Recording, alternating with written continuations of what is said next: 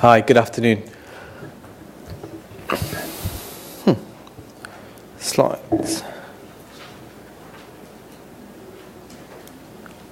Okay. Brilliant. Okay. So in the next 14 minutes, I'd like to tell you a little bit about our company, Cell Therapy Limited. If I could, perhaps I'll tell you a little bit about the story of how the company was founded and what our original hypothesis, scientific hypothesis, was back in 2009. So the company was founded by myself and Professor Sir Martin Evans. Martin won the Nobel Prize for his stem cell research in 2007. We believed in 2009 that tissue-specific, disease-modifying stem cells were there and needed to be discovered. We had, in all honesty, no evidence to support that assumption at all. It was just a hypothesis. Me personally, not being the scientist, backed Martin because he thought it was a great idea. And that's how we set up the company. We then funded the company ourselves in entirety until 2013, and then subsequently have done 2 rounds of funding and completed 2 phase 2 studies. This week, we were able to announce that we're progressing to an IPO, yet to be decided whether it's the UK or NASDAQ, and that's on the back of potential, and I would say potential, I'll explain to you why it's potential, potential interest in conditional approval in Europe and in Japan, which would allow us to reach market in 2017. The US is a little bit behind that, probably in 2018. A little bit about the team. So Martin Evans is our Chief Scientific Officer, Founder and President. Martin works approximately 4 days a week in the company. We've located the lab approximately 5 minutes walk downhill from Martin's home, which is a great way to have the Nobel Laureate come into the office every day, which is a joy. And Martin does fundamental research. You know, in my humble opinion, he's still the most talented scientist in the field of discovering rare stem cells. And our underlying hypothesis, our underlying platform technology is that you can find multiple cell types that have tissue specificity. So far, we've been able to discover 19, and develop 3. And so Martin leads our discovery efforts. Dr. Sabina Sultan, who's on the right-hand side there, leads our efforts to translate those fundamental discoveries into preclinical and ultimately into clinical programs. We have a very illustrious board and scientific advisory board. Our company is chaired by Digby Lord Jones of Birmingham, who's a lawyer, and we have a number of eminent clinical collaborators. 2, which I think are particularly interesting, are Professor Steve Westerby, who's the Professor of Heart Surgery at the University of Oxford, and Professor Armin Keating, who is former President of the American Society of Hematology. As we move closer to commercializing in 2017, we've added a lot of people who have commercialization expertise, so people who have actually launched products across Europe and across the US. Oh, very quickly, my background very quickly, I was a global head of emerging technologies at Roche, the big pharmaceutical company working at headquarters in Basel, essentially with the responsibility for looking for the next disruptive technology. Here's our pipeline. So apologies for the simplicity of the names, but given the science is quite complicated, we thought it would be sensible to have names that were quite descriptive. So HeartcelTM is one product. We have 3 indications.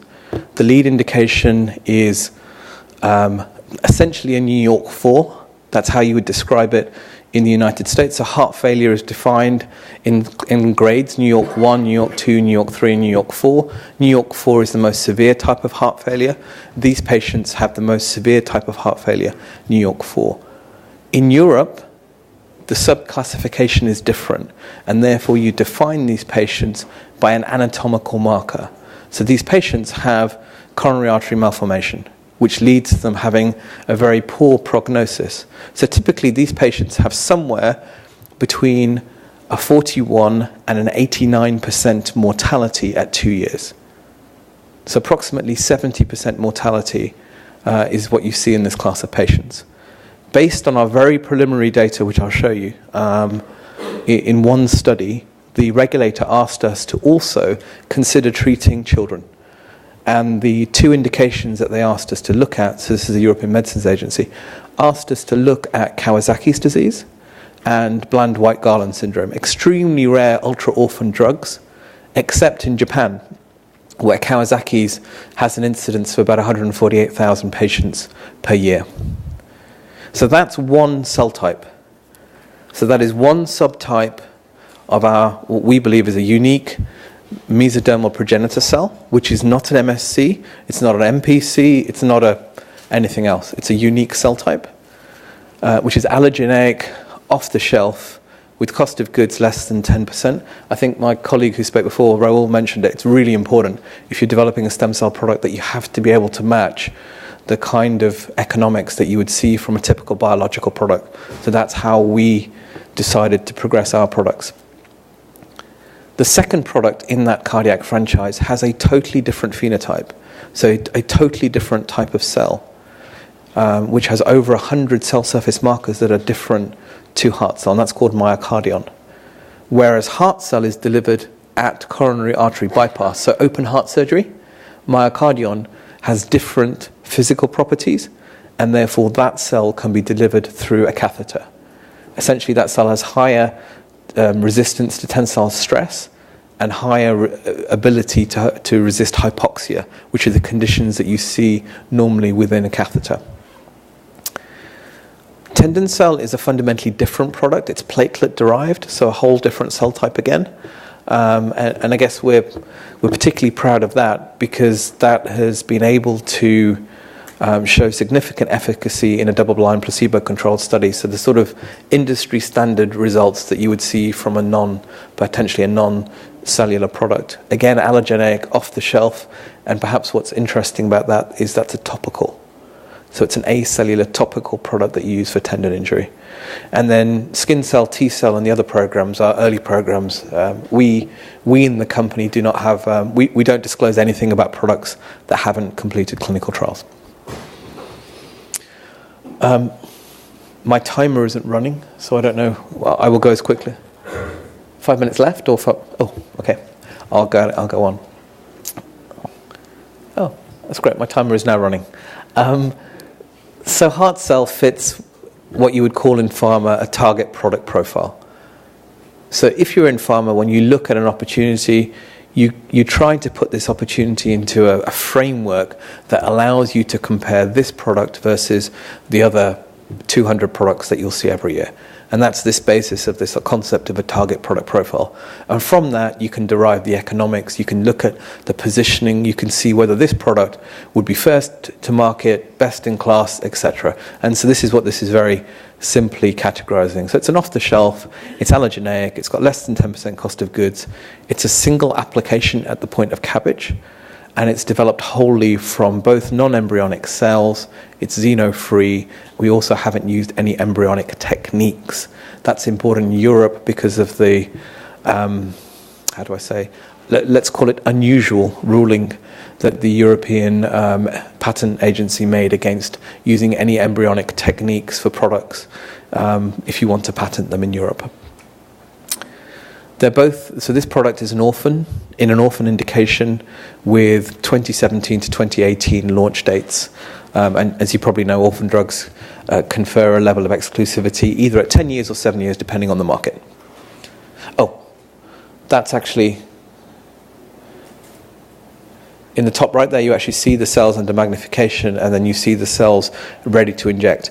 We spent quite a lot of time making sure this product was exceptionally easy to use. So while we believe there's a high degree of science in developing the product, we do believe that there are lessons to be learned from products that had great efficacy in clinical trials, but then were not utilized. So this does not require any sophisticated processing by the surgeon or the cardiologist before use. It requires 1 hour in a water bath.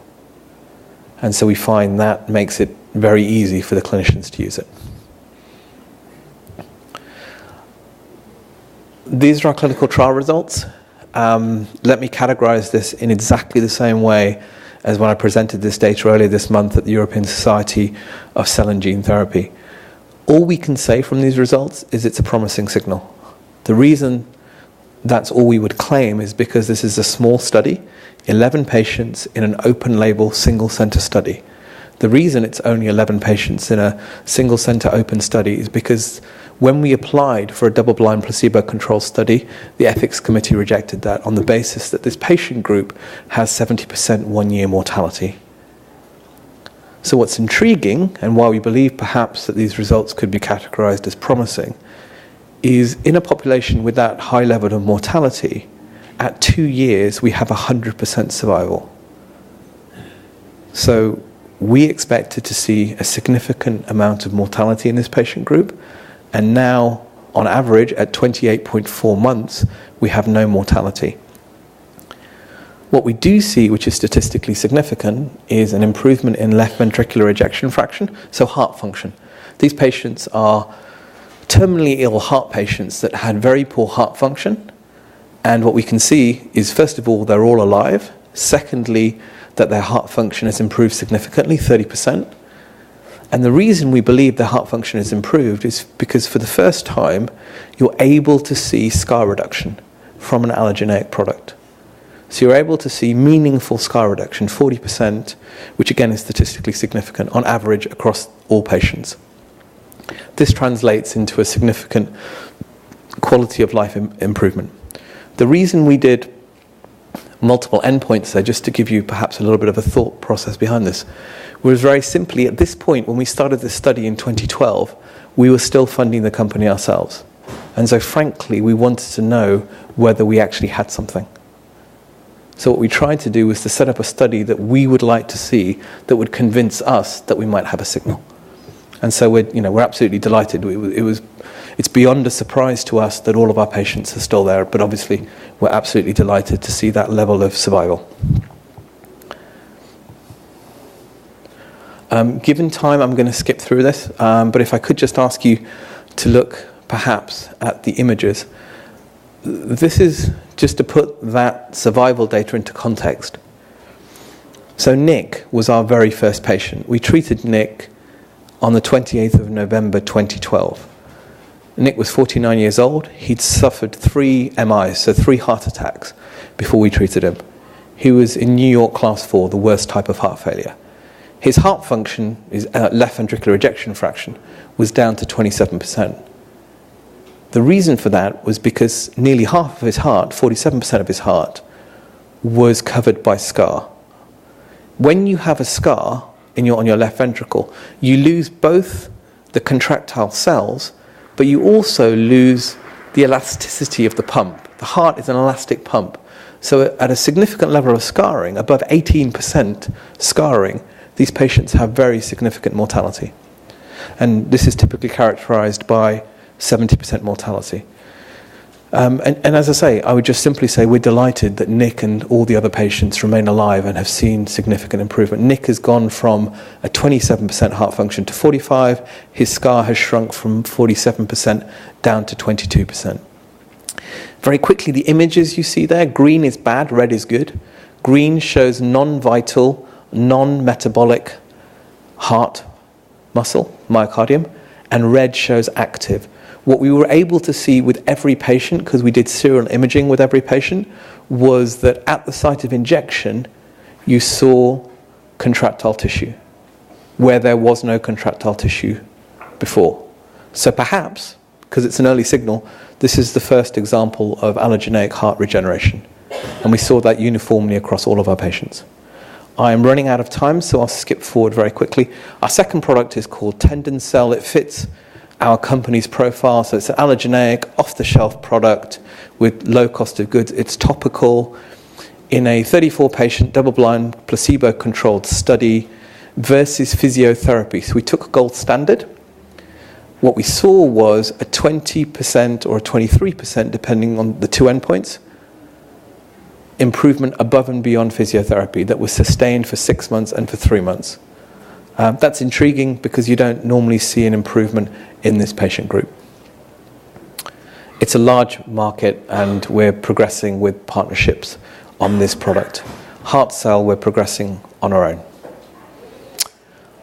All of this technology is based on our ability to perhaps look at, with a higher level of acuity, at the marker profile of these cells, which drives us to be able to define these cells very accurately. And on the basis of that, we look back at our hypothesis of 2009, and perhaps at this point, it's looking a little bit less crazy. Thank you very much for your time.